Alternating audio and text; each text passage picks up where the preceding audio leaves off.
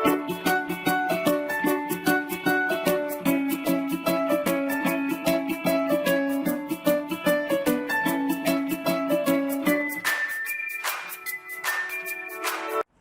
वालेकुम dear students, I am Adil Razzaq और आज हम पढ़ने जा रहे हैं MDCAT physics unit number 9 electrostatics. ये इस यूनिट का लास्ट हमारा जो है वो लेक्चर है और आज हम पढ़ेंगे capacitor and energy stored in a capacitor. बहुत ही एक इम्पोर्टेंट आर्टिकल है और यहाँ से एक क्वेश्चन आने के चांसेस होते हैं और पास्ट पेपर्स अगर आप देखें तो यहाँ से क्वेश्चन आया भी है। तो सबसे पहले अगर हम बात करें थ्योरेटिकल चीज़ों की तो देखिए जी, सबसे पहले ऑल नेम इज कंडेंसर। हम कैपेसिटर को पहले कंडेंसर बोलते थे। पैसिव सर्किट एलिमेंट है। अब पैसिव सर्किट एलिमेंट वो होते हैं जो एनर्जी और पावर को इंक्रीज नहीं करते, याद रखिएगा। एक होते हैं एक्टिव, एक्टिव जो है वो इंक्रीज करते हैं जबकि पैसिव इंक्रीज नहीं करते। उसकी बाद हम बात करें तो ये चार्जेस को स्टोर करता है, लेकिन इंपॉर्टेंट बात क्या है कि नेट चार्ज जो है वो कैपेसिटर के ऊपर जीरो होता है। ये याद रखिएगा, ये चीज़ जो है वो बोर्ड के अंदर MCQ भी आ चुका है, ठीक है। अगर हम बात करें तो हमने कहा जी ये एनर्जी को स्टोर करता है, बिल्कुल चार्ज भी स्टोर करता है, एनर्जी भी स्टोर करता है in the form of potential energy. ये याद रखना कि कैपेसिटर के अंदर जो एनर्जी स्टोर होनी है वो in the form of potential energy. और अगला MCQ क्या है? अगला MCQ है कि ये एनर्जी स्टोर करता है अपनी इलेक्ट्रिक फील्ड के अंदर, ठीक है। अगली बात यह है कि कैपेसिटर जो है वो चार्ज होता है DC के ऊपर। आप अपनी बुक में देखें जो डायग्राम बनी है वहां पर उसने एक बैटरी लगाई है, वो बैटरी DC सोर्स है, ठीक है। Capacitor use in AC circuits, ये इसको हम इस्तेमाल AC सर्किट्स के अंदर करते हैं। ये पंखे के अंदर इस्तेमाल होता है, ठीक है। जो भी मोटर है, घूमने वाली चीज़ है, वहाँ पर हम इसको इस्तेमाल करते हैं कैपेसिटर को। क्यों? क्योंकि इसने करंट जो है वो हमें प्रोवाइड करना होता है, एक्स्ट्रा करंट।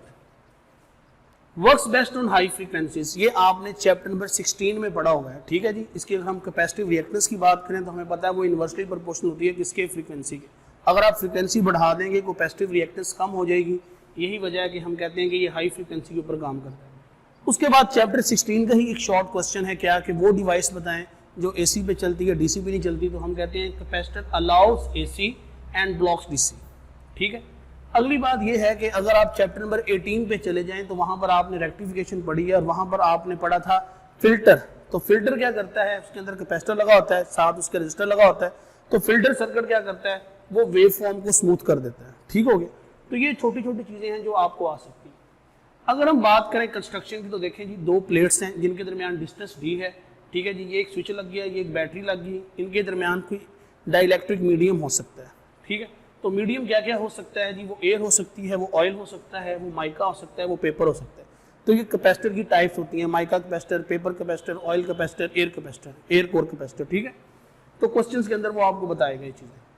वर्किंग इक्वेशन की बात करें तो हम कहते हैं जितनी आपने बैटरी अप्लाई की है उतना ही चार्ज जो है वो प्लेट्स के ऊपर स्टोर होगा। यही वजह है कि Q is directly proportional to V। अगर मैं ग्राफ बनाऊं तो आप देख सकते हो ये डायरेक्ट जो है वो रिलेशन है और ये आपके पास स्ट्रेट स्लोपिंग लाइन है, ओके। अगर हम यहाँ से जो है स्लोप लें इसका तो हमने कहा जी कि आपके पास Q और V का जो स्लोप है वो C आता है। C क्या होता है? वो कॉन्स्टेंट है, इसको हम बोलते हैं कैपेसिटेंस। तो C is equal to Q/V। इस कैपेसिटेंस का यूनिट लें तो आपके पास कूलम पर वोल्ट, कूलम पर वोल्ट किसके इक्वल होता है? फैरेड के। इसके other units nano farad, pico farad भी हो सकते हैं, माइक्रो फैरेड भी हो सकते हैं, ठीक है। ये आपकी बुक में लिखा हुआ है, वहां से आप देख सकते हो। नेक्स्ट मैं बात करूं तो आपके पास इसी ग्राफ को देखेंगे। एक मैंने बात की है कि slope of QV graph gives capacitance of a capacitor. ये MCQ आ सकता है, याद रखना कि स्लोप ऑफ QV ग्राफ क्या देता है? कैपेसिटेंस। कैपेसिटेंस क्या होती है? Ability to store charges. ये इंपॉर्टेंट बात है। अब अगली बात कि area under QV graph gives energy store. अगर आप इस ग्राफ को लें तो आप देख सकते हैं कि ये आपके पास राइट एंगल ट्राइंगल है जिसका एरिया होता है 1/2 बेस इनटू हाइट। तो जब हम इसको सॉल्व करते हैं तो 1/2 Q मल्टीप्लाई बाय V, ये एनर्जी स्टोर का फार्मूला आ गया। अब एनर्जी स्टोर के जो दूसरे फार्मूले हैं वो है 1/2 CV स्क्वायर, इसके साथ साथ E is equal to Q square over 2C। ये जो फार्मूला है ये MD कैट में आ चुका है। तो यहां से आप अगर क्रॉस मल्टीप्लाई करें तो आप देख सकते हैं कि Q इज इक्वल टू आ जाएगा √2CE। Energy in term of charge, यह हम बोलते हैं जी capacitance in term of charge. तो ये फार्मूला भी आप लिख लें, ये फार्मूला भी आपको काम आएगा। उसके बाद अगर हम बात करें capacitance of parallel plate capacitor की तो जी हमारे पास फार्मूला है A/0/D, ठीक है। अब यहाँ पर कैपेसिटेंस किन फैक्टर्स पे डिपेंड करती है? तो आप देख सकते हो कि एरिया ऑफ प्लेट्स पे डिपेंड करती है, मीडियम बिटवीन द प्लेट्स पे डिपेंड करती है, डिस्टेंस बिटवीन द प्लेट्स पे डिपेंड करती है। यहाँ से क्वेश्चन ये आ सकता है जी एरिया डबल हो गया, आपके पास सेपरेशन हाफ हो गई, तो अब आप नई कैपेसिटेंस की वैल्यू बताएं। या सिंपल ये होता है कि जी आपने डाइलेक्ट्रिक मीडियम इतनी क्वांटिटी का आपने इस्तेमाल किया, तो अब आप बताएं जी कि आपके पास कैपेसिटेंस की वैल्यू क्या आएगी। उसके बाद हम बात करें तो देखिए ये था वैक्यूम में, ठीक है, और ये है मीडियम में। मीडियम में क्या आता है कि एक आपके पास एप्सिलॉन आर, एक रिलेटिव परमिटिविटी का मीडियम आप ऐड कर देंगे, तो आप गौर से देखो कि मीडियम के आ जाने से कैपेसिटेंस बढ़ जाती है। इससे पहले हमने पढ़ा था coulomb force, electric field intensity, electric potential. इन तीनों जो हमारे पास थे, ये आपके पास तीनों जो इक्वेशन थी, इनमें मीडियम के आने से वैल्यू कम होती थी। लेकिन कैपेसिटर हमारे पास एक ऐसा सर्किट एलिमेंट है कि जिसके अंदर अगर हम मीडियम लेके आए तो उससे कैपेसिटेंस बढ़ जाती है। अब कैपेसिटेंस क्यों बढ़ती है, तो ये बढ़ती है जी आपके पास किसकी वजह से, इलेक्ट्रिक पोलराइजेशन ऑफ डाइलेक्ट्रिक की वजह से। इलेक्ट्रिक पोलराइजेशन में क्या होता है, आपको पता है जी कि वोल्टेज कम हो जाती है और कैपेसिटेंस बढ़ जाती है।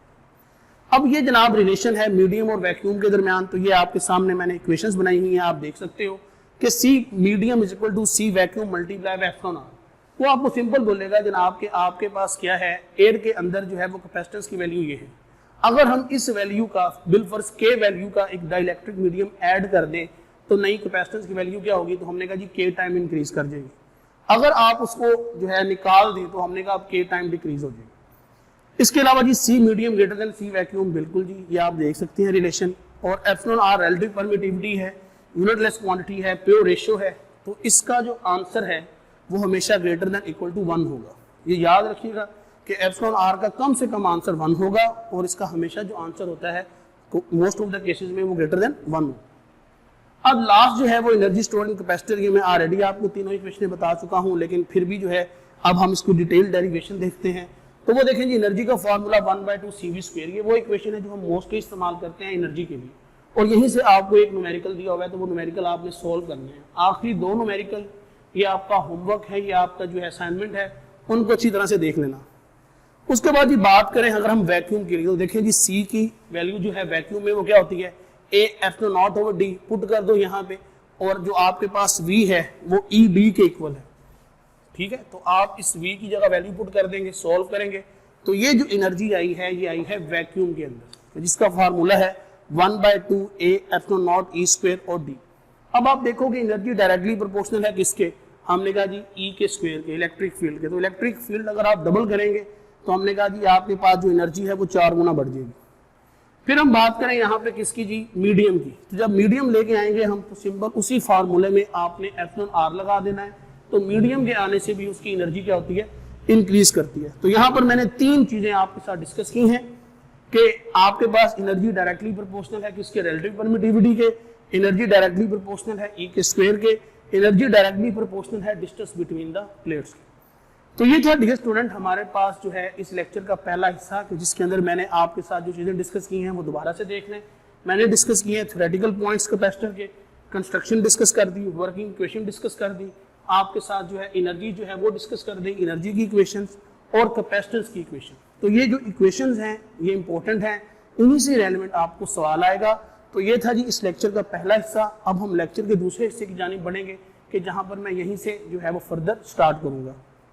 स्टूडेंट्स अभी हमने पढ़ा था कि आपके पास जो energy store in a capacitor है उसकी इक्वेशंस क्या होती हैं। अब हम एक नई चीज़ को डिस्कस करेंगे, वो है एनर्जी डेंसिटी। एनर्जी डेंसिटी क्या होती है, एनर्जी पर यूनिट वॉल्यूम, ये बात नहीं भूलनी। Energy density, pressure, Young modulus, elastic modulus, इन सब के यूनिट सेम होते हैं। ये एंटी टेस्ट का एक बहुत ही इंपॉर्टेंट एमसीक्यू है।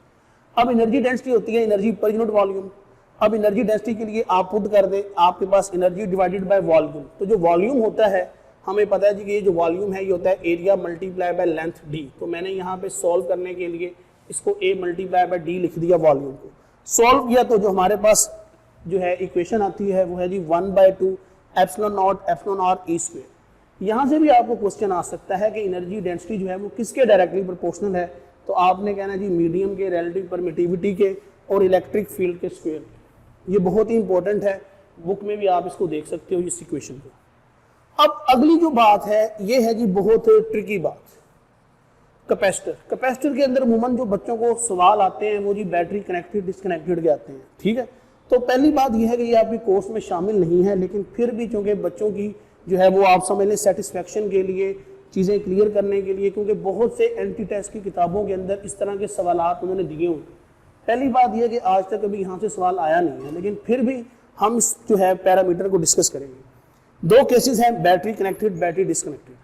पहले हम डिस्कस करते हैं अगर बैटरी कनेक्ट हो तो। अगर बैटरी कनेक्टेड हो तो आप देख सकते हो कि वोल्टेज कांस्टेंट रहेगी, क्योंकि बैटरी ने कांस्टेंट वोल्टेज जो है वो देना ही देना है। C is directly proportional to किसके, चार्ज के। कैपेसिटेंस चार्ज पे डिपेंड करती है, ठीक है जी। आपके पास चार्ज ज्यादा होगा तो कैपेसिटेंस ज्यादा होगी, और ये उसकी इक्वेशन आ गई। अगर बैटरी लगी हुई है तो उससे इफेक्ट क्या होगा, will effect charge on the plate. तो बैटरी अगर लगी होगी तो उससे चार्ज इफेक्ट होगा, जिसकी वजह से कैपेसिटेंस जो है वो इफेक्ट होगी, वोल्टेज सेम रहेगी।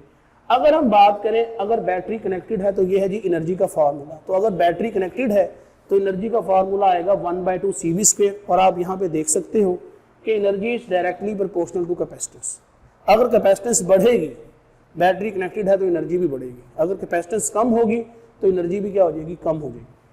अब आज जो बैटरी डिस्कनेक्टेड, अगर बैटरी डिस्कनेक्ट कर दी गई है तो अब क्या होगा, हमने कहा जी अब चार्ज कांस्टेंट रहेगा, पहली इंपॉर्टेंट बात। अब C का वोल्टेज के साथ इनवर्स रिलेशन है, मतलब अगर वोल्टेज कम होगी तो कैपेसिटेंस बढ़ जाएगी। और ये आपके पास इक्वेशन आ गई C की, A F0 ओवर D। अब अगर बैटरी डिस्कनेक्ट हो तो क्या होता है, हम कहते हैं जी बैटरी डिस्कनेक्ट है तो ये क्या करेगी, will effect voltage on the plates. अब वोल्टेज की वैल्यू क्या होगी, वो कम होगी, ठीक है जी। बैटरी नहीं लगी हुई, डिस्चार्जिंग होगी, तो हमने कहा जी इससे जो है आपके पास वोल्टेज इफेक्ट होगी। और अगर बैटरी डिस्कनेक्टेड है और आपको एनर्जी का फार्मूला चाहिए तो अब आप फार्मूला ये इस्तेमाल करेंगे। तो याद रखना कि अगर बैटरी कनेक्टेड है तो 1/2 CV², और अगर बैटरी डिस्कनेक्टेड है तो अब जो एनर्जी का फार्मूला है वो है Q²/2C। अब आप देखेंगे energy is inversely proportional to क्या आ गई, कैपेसिटेंस। अब अगर कैपेसिटेंस बढ़ती है तो एनर्जी कम होगी, और अगर कैपेसिटेंस कम होती है तो एनर्जी क्या हो जाएगी, इंक्रीज कर जाएगी। तो ये बैटरी कनेक्टेड डिस्कनेक्टेड वाला पोर्शन आपने इसको अच्छी तरह से देख लेना है, डिस्कस कर लेना है। कुछ चीज़ फर्दर समझनी होगी तो वो मैं आपको समझा दूंगा। नेक्स्ट जो हमारे पास है वो है जी कैपेसिटर कम्बिनेशन। कैपेसिटर कम्बिनेशन में सीरीज और पैरेलल कम्बिनेशन है। सीरीज में देख लीजिए आपके पास ये एंड टू एंड कनेक्शन है, जबकि पैरेलल में आपके पास क्या होता है, पैरेलल में हम बोलते हैं जी कि हम इसको हेड टू हेड कनेक्शन बोल देते हैं, ठीक।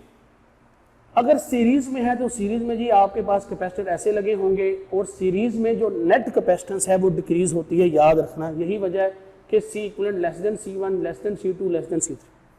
कैपेसिटेंस निकालनी है तो उसका फार्मूला ये आप देख सकते हो, ठीक है, कि 1/C equivalent equal to 1/C1 plus 1/C2 plus 1/C3। अगर दो डिफरेंट कैपेसिटर लगे होंगे तो हम ये शॉर्टकट फार्मूला इस्तेमाल करते हैं कि C equivalent is equal to C1 multiply by C2 divided by C1 plus C2। ऊपर दोनों को मल्टीप्लाई कर दें, नीचे दोनों को डिवाइड कर दें।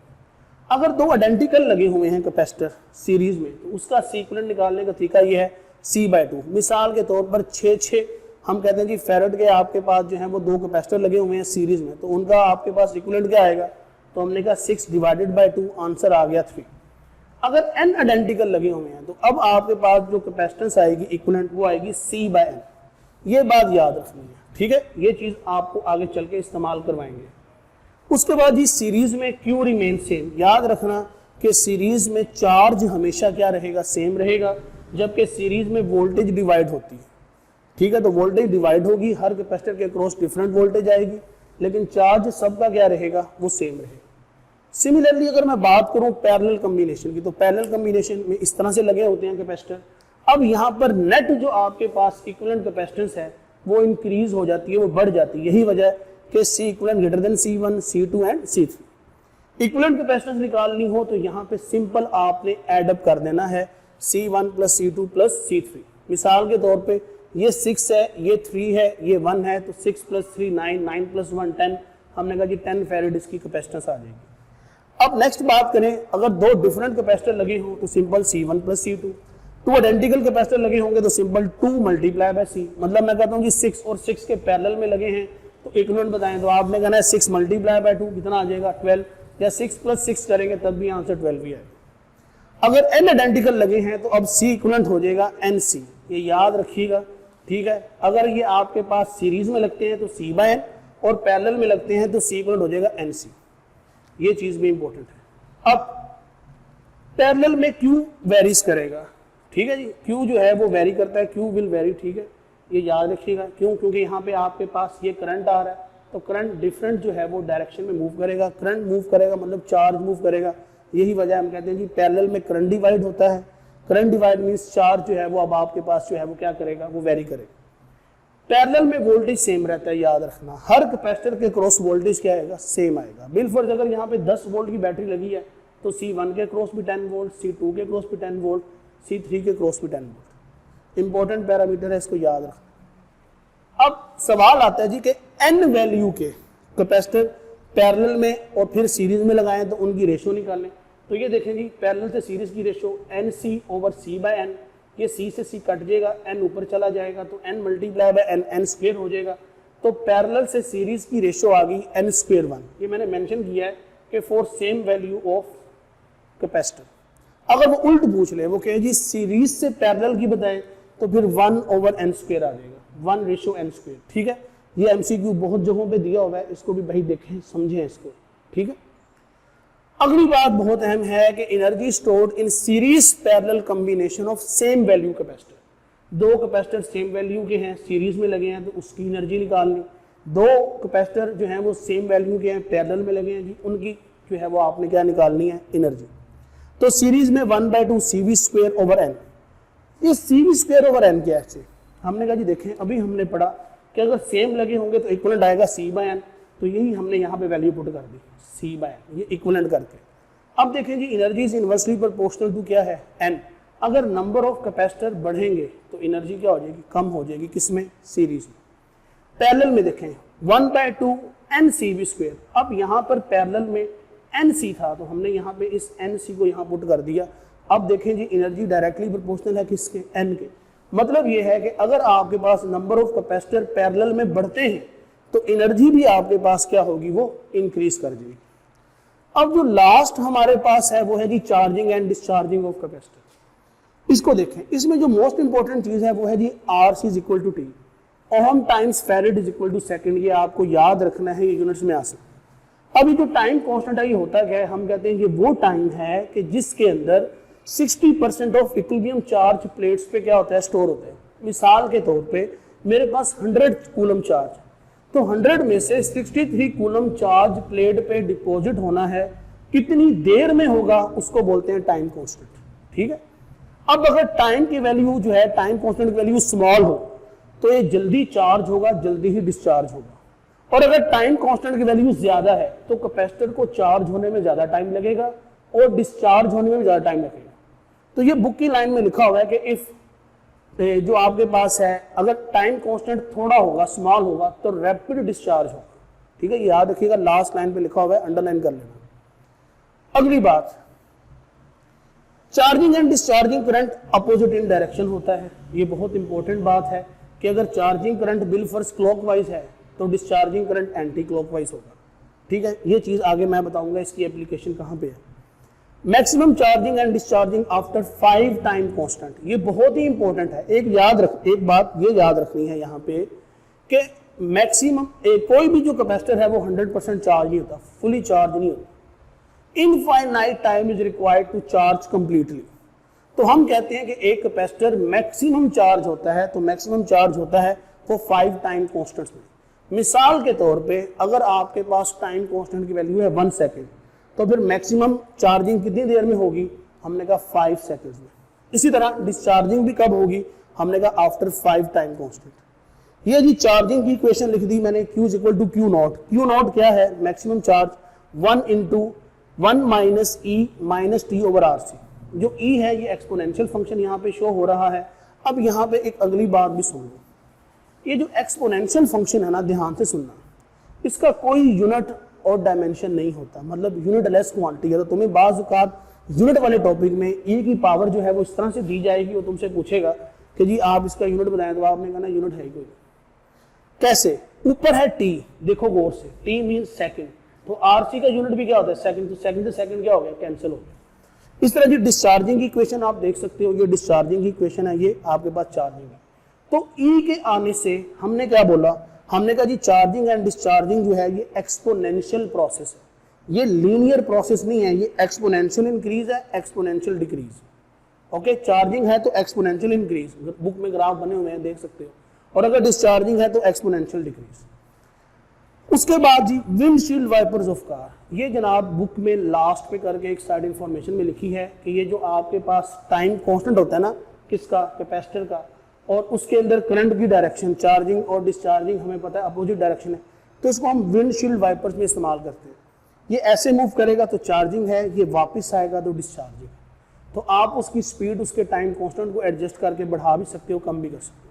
तो ये था जी हमारा आज का लेक्चर के जिसके अंदर हमने कैपेसिटर को बहुत ही डिटेल में और बहुत ही कम्प्रीहेंसिवली पढ़ा है एक मुख्तसर टाइम के अंदर। लेक्चर आपके सामने है, पिक्स अपलोड हो जाएंगी, लेक्चर को देखें, लिखें और इसको अप्लाई करें। अप्लाई करने का तरीका क्या है, अगली बात सुनिएगा, ये आपको ट्रिक बता रहा हूँ कि एमडी कैट की तैयारी कैसे करनी है। जो भी टॉपिक आप पढ़ते हो ना, तो आपके पास प्रैक्टिस मटेरियल पड़ा हुआ है, जल्दी से उस प्रैक्टिस मटेरियल को खोलें और इस टॉपिक से रेलेवेंट सवाल उसी दिन हल कर लें।